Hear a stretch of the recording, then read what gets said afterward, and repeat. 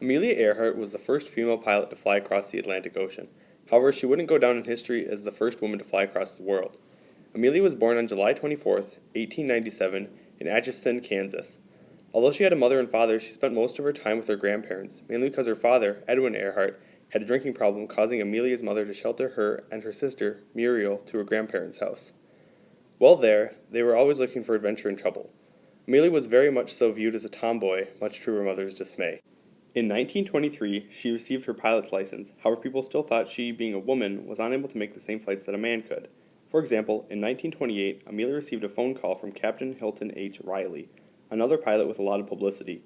He asked her if she wanted to fly across the Atlantic, and excitedly, she said yes. She traveled to New York to be interviewed, and soon found out she wouldn't be the pilot who would fly across the Atlantic. She would only be a passenger. After this flight of only being a passenger, she exclaimed she felt she was just baggage, like a sack of potatoes, then added, "Maybe someday I'll try it alone." Well, she did try it alone. She left on the morning of May 20th, 1932, from Harbor Grace, Newfoundland. She wasn't able to get all the way to Paris as Lindbergh had, due to bad weather and technical difficulties, but instead landed in a pasture just outside of Culmore in Londonderry, Northern Ireland. The following day, she went to Hanworth Airfield in London, where she got a warm welcome from the locals. This flight established her as an international Earhart hero. Had bigger dreams, and on June 1st, 1937, with Fred Noonan as navigator, she set out to fly across the globe. They had reached New Guinea for their final known stop, after already traveling 22,000 miles, with only 7,000 miles to go. Next stop was the Howland Island, a small island between Hawaii and Australia. On the early morning of June 3rd, Earhart and Noonan reported their position at 7:20 a.m., stating they were 20 miles southwest of the Nukumanu Islands. Not long later, at 7:42, the Itasca picked up a message from Earhart. She said, "We must be on you, but we cannot see you. Fuel is running low, but been unable to reach you by radio. We are flying at 1,000 feet." As it stands, Noonan's chart of Howland's position was off by 5 nautical miles. So although the Itasca tried to signal them by releasing their oil burners, it didn't work since Earhart and Noonan were off by that much. They didn't see the signal. In all likelihood, they soon had to ditch the plane at sea.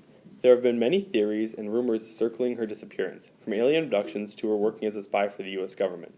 In the early 1940s, many hung on to the idea that she and Noonan had eloped together and faked their deaths to live out their normal lives away from fame. Despite this, Amelia was married, and in fact it was her husband who requested that Noonan accompany her on her trip. All in all, it was a favorite theory that she lived out her life as a normal woman in New Jersey. Other theories revolve around her and the Japanese. It was in the heat of World War II when she disappeared. Many thought that she was a spy for the government and she was caught and killed by the Japanese, or that her plane was shot down by them where she died on impact, or was again captured and imprisoned on Saipan. Many of these theories revolve around her being captured, tortured, or put to death. Another theory revolving around the Japanese was that when she was captured, she was forced to read Japanese propaganda in English over the radio. These girls were called Tokyo Rose and used to strike fear into American soldiers' hearts. Despite this theory, when her husband George listened to the voices of all the Tokyo Rose girls, he could not pick out Amelia's. One of the final theories revolving around her disappearance is that Noonan and Amelia crashed on Nikomaroro Island. In the 1940s, the British Colonial Service officer Gerald Gallagher found partial remains of a skeleton on the island. "Signs of a castaway," he said. The reason they found only partial remains is because, while the body was decomposing, giant coconut crabs carried away some of the bones. Gallagher sent the bones away to be analyzed, but during transport, they were lost. Throughout all the theories, there have been some fact. The International Group for Historic Aircraft Recovery, or IGHAR, has done many expeditions on Nikomaroro Island, and in their investigation they have found reason to believe that Amelia and Noonan had survived there. The IGHAR had discovered the remnants of anti-freckle cream, remains of bones, a woman and man's shoe, a pocket knife, signs of fires, and discarded fish bones. Some of the most compelling facts is that they have found a navigation box on the island, and the Navy has said in 1937 they had heard distress signals, but upon arriving at the island, they saw no sign of life and dismissed the signals as a hoax.